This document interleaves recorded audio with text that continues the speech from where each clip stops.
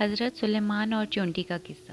حضرت سلیمان نہر کے کنارے بیٹھے ہوئے تھے کہ ان کی نگاہ ایک چونٹی پر پڑی جو گیہوں کا ایک دانہ لے کر نہر کی طرف جا رہی تھی۔ سلیمان علیہ السلام اس کو بہت غور سے دیکھنے لگے۔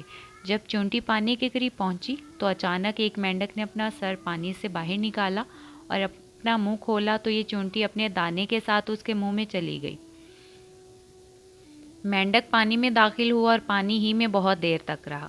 حضرت سلیمان علیہ السلام اس کو بہت غور سے دیکھتے رہے۔ ذرا ہی دیر میں مینڈک پانی سے نکلا اور اپنا منہ کھولا تو چونٹی باہر نکلی، البتہ اس کے ساتھ دانہ نہ تھا۔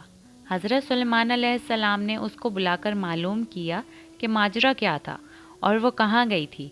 اس نے بتایا کہ اے اللہ کے نبی، آپ جو نہر کی کھدائی میں ایک بڑا کھوکھلا پتھر دیکھ رہے ہیں اس کے اندر بہت سے اندھے کیڑے مکوڑے ہیں۔ اللہ تعالیٰ نے ان کو وہاں پر پیدا کیا ہے، وہاں سے روزی تلاش کرنے کے لیے نکل نہیں سکتے۔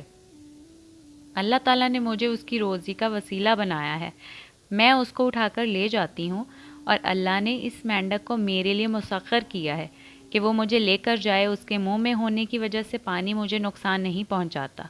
وہ اپنا منہ بند پتھر کے سوراخ کے سامنے کھول دیتا ہے، میں اس میں داخل ہو جاتی ہوں۔ جب میں اس کی روزی اس تک پہنچا کر پتھر کے سوراخ سے اس کے منہ تک آتی ہوں تو مینڈک مجھے پانی سے باہر نکال دیتا ہے۔ حضرت سلیمان علیہ السلام نے کہا، کیا تو نے ان کیڑوں کی کسی تسبیح کو سنا ہے؟ چیونٹی نے بتایا، ہاں وہ سب کہتے ہیں، اے وہ ذات جو مجھے گہرے پانی کے اندر بھی نہیں بھولتا۔ اس میں کوئی شک نہیں کہ اللہ کیڑے کو بھی پتھر میں رزق عطا کرتا ہے، بے شک۔ ایسی اور بھی اچھی ویڈیوز دیکھنے کے لیے ہمارا چینل سبسکرائب کر لیجئے اور بیل آئیکن پر کلک کر لیجئے تاکہ اور بھی ویڈیو